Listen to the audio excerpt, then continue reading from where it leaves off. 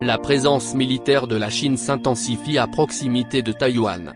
Depuis le début du mois d'août, Pékin envoie des militaires et multiplie les exercices. Le pouvoir chinois ne cesse pas d'investir dans son appareil militaire. Le budget militaire de la Chine est 4 fois supérieur à celui de puissances militaires comme la France ou le Royaume-Uni. Retour sur cette montée en puissance militaire. Avions de chasse, navires de guerre. Au début du mois d'août 2022, la Chine a envoyé autour de Taïwan de nombreux appareils militaires. Les dernières manœuvres militaires ont eu lieu ce lundi 15 août.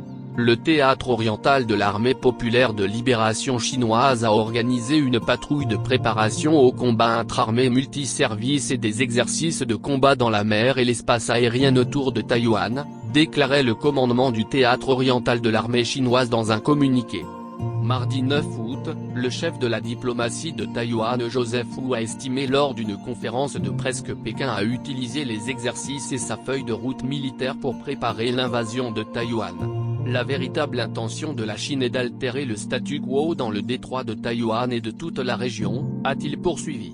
Pourtant, il y a quelques années, l'armée de la République populaire de Chine, aussi appelée l'armée populaire de libération, ne suscitait pas autant de crainte. Comment s'est-elle renforcée? De quoi est-elle désormais composée?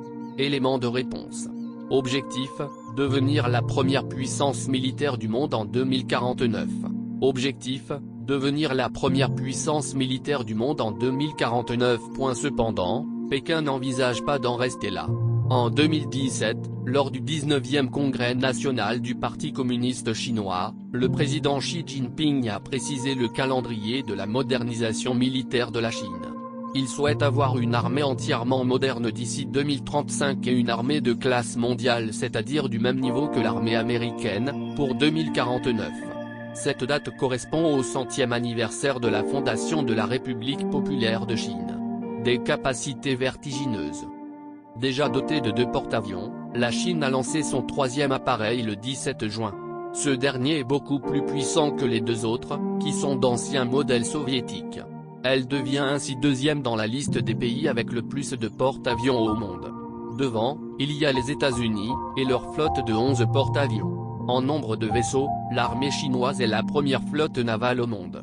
En comptant ces 3 porte-avions, elle possède environ 355 navires et sous-marins, avec approximativement plus de 145 grands navires de combat.